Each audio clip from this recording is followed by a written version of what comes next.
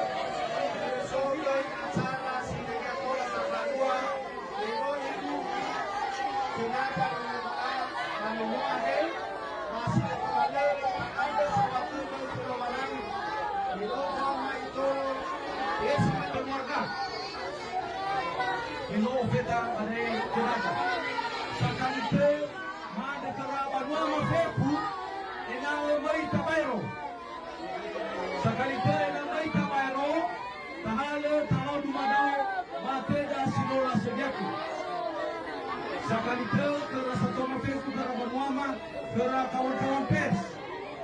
Soalnya kamera yang namanya Tabeno masa batake yang mulai aja dalam menoso rasa buada muroi maka kabupaten Nia. Sahabat